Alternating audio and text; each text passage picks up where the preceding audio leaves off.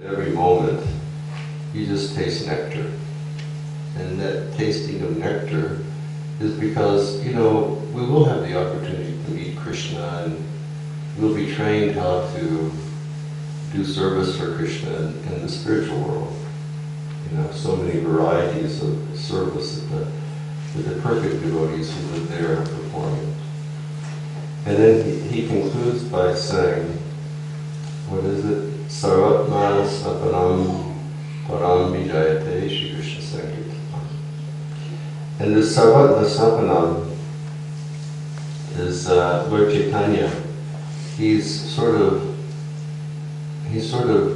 scanning the minds of people.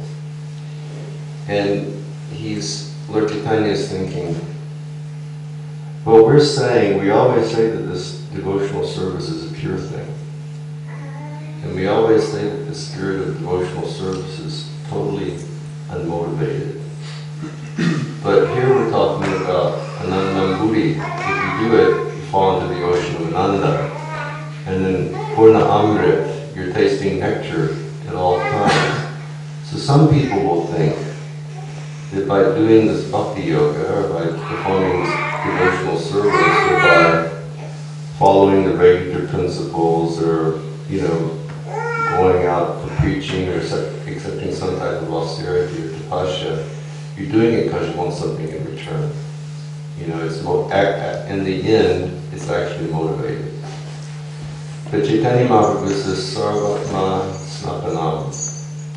He says that the power of Krishna Prema Bhakti and the power of pure devotional service is so wonderful and it's so pure that it thoroughly cleanses any trace of personal motivation from the heart. And he says, Param Vidayate Shri Krishna Sankirtanam. Param meaning supreme, and therefore indicating the supreme practice of sadhana, or the supreme spiritual practice in Kali Yuga is the chanting of the holy name. Param Vijayate. Vijayate meaning that if you do it, you'll become victorious over the material nature. And he says, Shri Krishna Sankirtanam.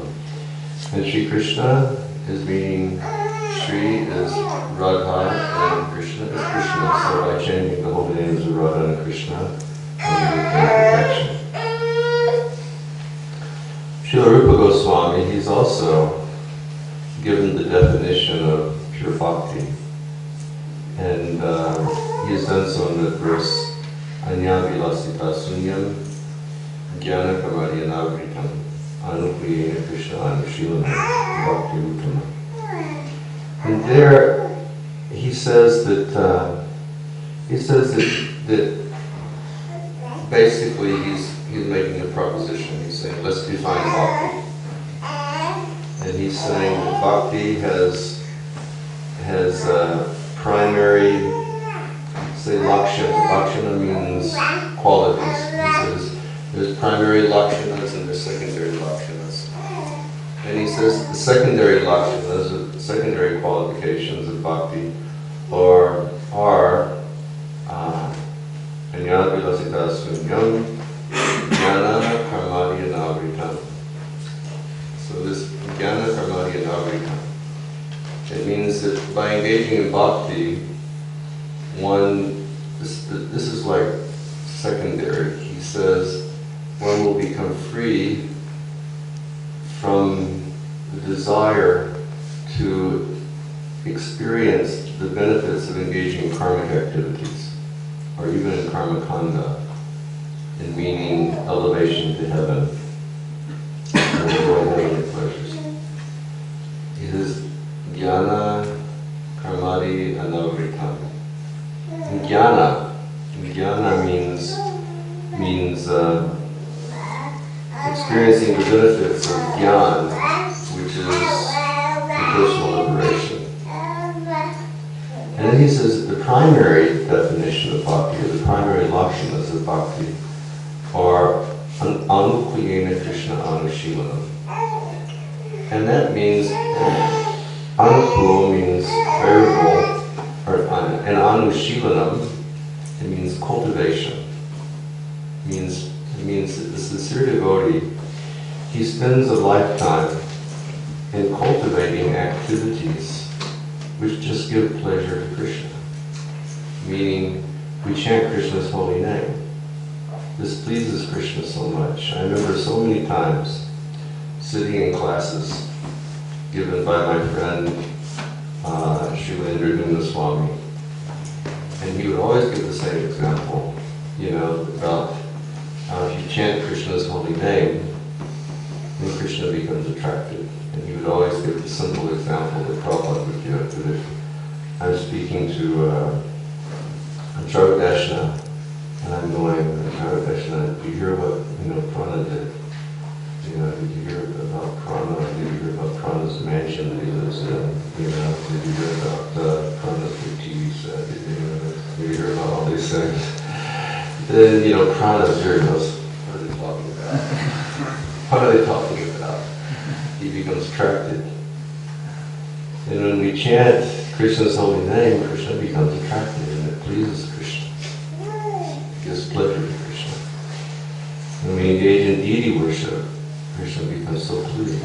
When we sing prayers, like these are prayers of Queen Kunti, and you've all heard Srila Prabhupada sing the prayers of Queen Kunti. Srila Prabhupada loved these prayers so much.